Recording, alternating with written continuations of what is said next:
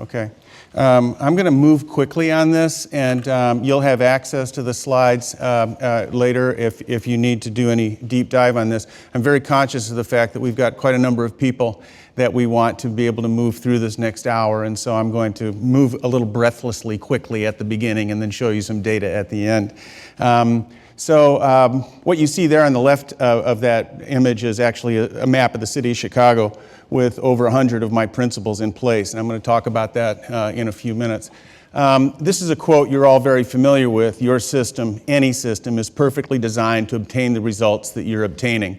And this is really true. Unfortunately, we don't really know who first said this. And so I gave you the Carr reference because Carr did the research to show us that we don't know who first said this. So, if you're curious about that, this is one of these famous sayings that we're not quite sure where it came from, but it resonates because of how much truth there is in it. North Carolina is getting the results that it's getting in student learning outcomes because the system is perfectly designed to produce those outcomes. And unless North Carolina does something distinctively different, we will get those same outcomes next year and the year after and the year after that.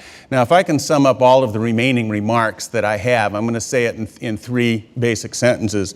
The first one is, unless we get the school leadership piece right, all the other reforms that are a part of the North Carolina vision are not going to work. They're going to be deeply limited. Unless we get the leadership piece right, the other reforms are going to be deeply limited in their effectiveness. The second thing to say is that colleges and universities in North Carolina, as in Tennessee, as in Connecticut, as in Illinois, are not currently set up to produce the principles that we need. Higher education is not currently designed to produce the principles that we need. The third thing, however, is that this is not a problem that higher ed alone can solve. If we want to solve this problem, if we want to close that gap between the principles we need and the capacity that higher ed currently has, we need to look to coalitions of higher education, school districts, and states. Therein lies the solution to the problem. Here's a few things that we know for sure. We know that a strong principal can dramatically improve school culture, climate, and student outcomes in a relatively short period of time. We have so much evidence on this. We've had this evidence for 35 years. Find me the worst performing school you can find me, and we'll put the right principal in place and get dramatically improved results. We actually know how principals do this. The research over the last 20 years has been very illuminating about what principals have to do to create those kinds of changes. We also know that a capable and motivated teacher can learn how to do this in a carefully designed program. Really, state systems are currently set up as if we have to wait for these genius principals to come along. But the fact is, we now know what it takes to prepare people to do this kind of work. The leadership challenge in schools is really organizing a school to support adult and student learning at scale. It's not about just having talented teachers. It's how do you organize a school to produce student learning outcomes at scale, which requires producing adult learning at scale within the school. This is brought out most importantly by probably the most important school reform literature in the last 20 years by Bryke, Sebring, and others called Organizing Schools for Improvement, 2010. And they basically show that the difference between high-performing schools and low-performing schools that have the same demographics of kids. This is a 20-year longitudinal study that they did. You take two schools with the same demographics of the kid, and one school is performing here and one is performing here. The differences, they say, lie in 5 fundamental essential supports.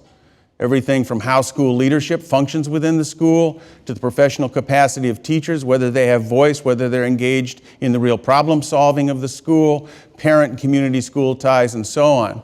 It turns out that if a school has 3 of these functioning at a high level, 3 out of the 5, that school has 10 times the probability of students performing at well above socioeconomic status indicators over a school that doesn't have 3 of these in place.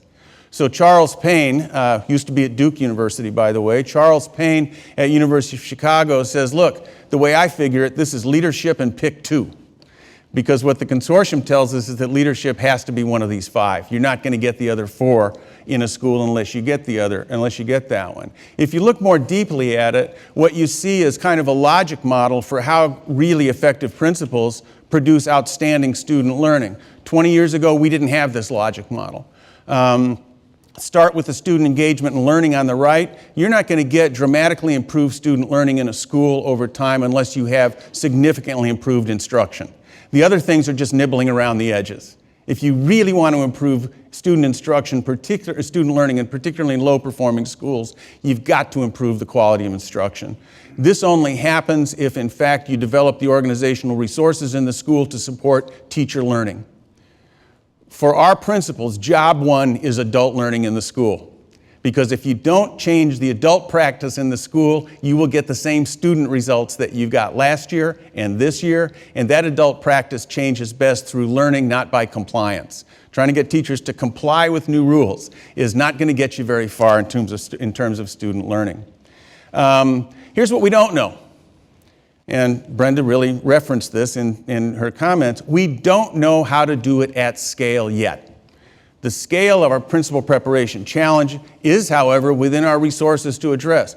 We only need 10,000 new principals annually. Now think about this. There's 3 times as many physicians in America as there are principals. All the principals in America can fit into the Rose Bowl. I probably should have used an ACC example, but so all the principals, and Illinois, the 5th most populous state, only needs 400 principals a year. That's half the size of my high school graduating class. 400 principals a year, and Illinois could, over 10 years, dramatically transform the entire core of principals. Right now in Illinois and North Carolina, the #1 predictor of student learning outcomes in our schools is student socioeconomic status. Great principals overturn that. Great principals have their students perform dramatically above socioeconomic status indicators. We are not getting those principals in our schools right now. The data are clear. We don't yet know how to organize ourselves at the state and district level to address the problem of scale, and certainly higher ed institutions are not addressing that problem at scale. The organizational change for all of us then is systemic. It requires higher ed, districts, and states to function together. This is about system change from the inside out.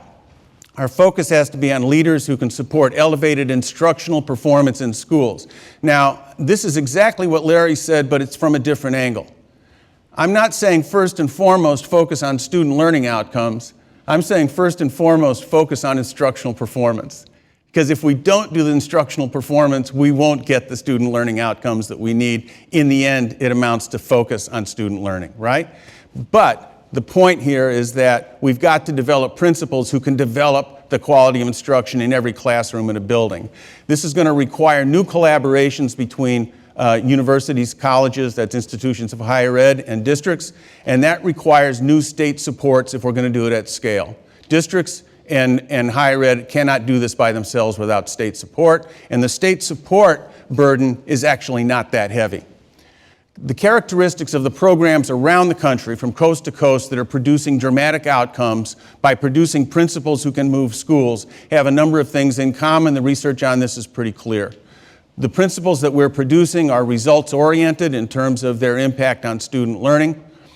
Every one of these programs has partnerships with districts. Higher ed does not do it alone. Higher ed does it in partnerships with districts, and these districts not only invest resources, but they take responsibility for the design, the implementation, and the assessment of these programs in collaboration with higher ed. What we see in the most leading programs is full-time, intensively coached, site-based learning. A great many of them have full-year internships. By the way, right now, where we are in principal preparation as a nation is pretty much where medical schools were in 1910. In 1910, medical schools did not have partnerships with sites of practice, namely clinics and hospitals. They did not have selective admissions to their programs. University of Illinois Medical School admitted people right out of high school in those days. And thirdly, you could get a medical degree without going into the field. You get a medical degree by reading the right books in class. That dramatically transformed early in the 20th century. We need a similar transformation in school leadership preparation, and the data are showing us that when we do this, we really get different kind of outcomes and results. Districts become partners in the preparation and development, similarly to the way hospitals and clinics are to medical schools. And it's very true that a limited number of partnerships in a state between universities and school districts can provide principals for the entire state. That requires district buy-in and resources for planning, implementation, and so on. And as I say, we're seeing full-year residencies, fully paid residencies now in many states throughout the country, but not at the full state scale. If we're going to do this at the district level, we're going to need state support.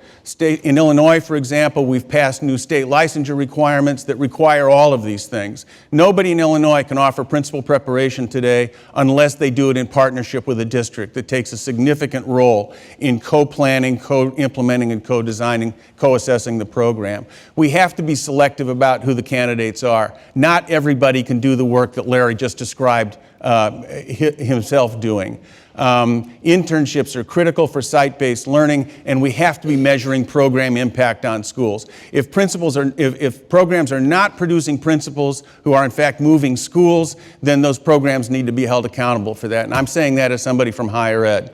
If we're not producing principals who are actually achieving what we want them to achieve, first and foremost, getting jobs as principals, and secondly, having a significant impact on student learning, then it's a public responsibility to do something about that. I'll let you look at the rest of this, but one of the things this tells us is the costs at scale are small by state budget standards. The Illinois Business Roundtable, the head of the Illinois Business Roundtable that served on the legislative task force that changed the law in Illinois, said that every single higher ed institution could do our model from UIC in Illinois, and it would be a rounding error on the state education budget. We costed it out, and he's right. Our program impact, just to give you a quick look, 98% of our first 12 cohorts became principals or APs, 81% of them are principals. They outperform elementary and secondary schools in virtually every measure that you could want to look at, including some of the top ACT gains in the system at high school. And here's a surprise. Our program is fundamentally aimed at producing principals for the lowest performing, highest need, most struggling schools in Chicago, where we have 650 schools in the system. And what's happened is the highest performing elementary schools are now recruiting our principals. We designed these principals and this program for the highest need schools, but in fact the highest performing schools are now recruiting them for their schools as well. I'm going to conclude with 3 slides that are a little bit difficult to, you're not supposed to be able to see the numbers, just watch the colors here, okay? So what I'm going to do, can you see that? Yeah. What this is a piece of a much larger table. Notice this is 2001 grade 3.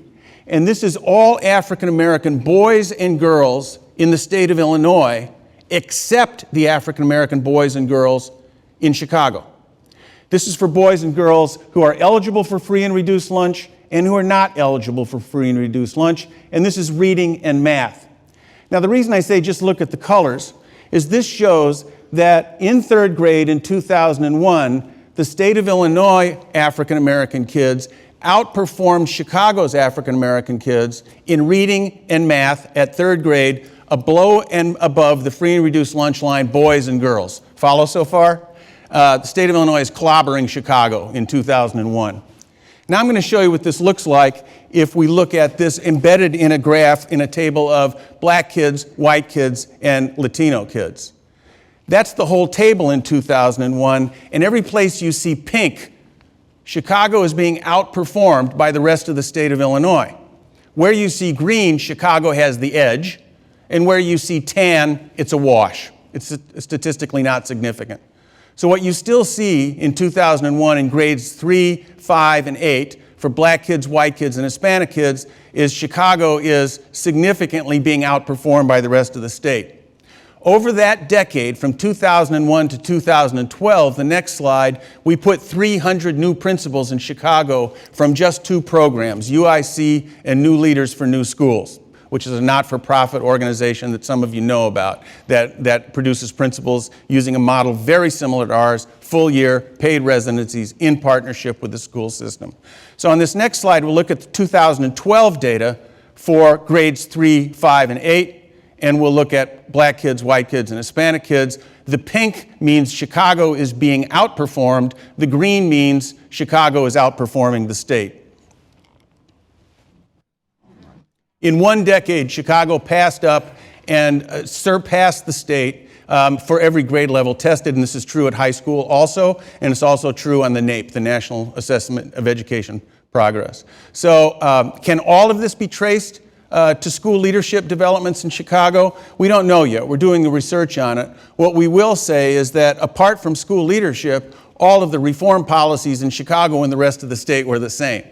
But we heavily invested in school leadership in Chicago because school leadership has a powerful multiplying effect. Any other reforms you're trying to put in place are going to be far more effective if, in fact, you get the leadership piece right.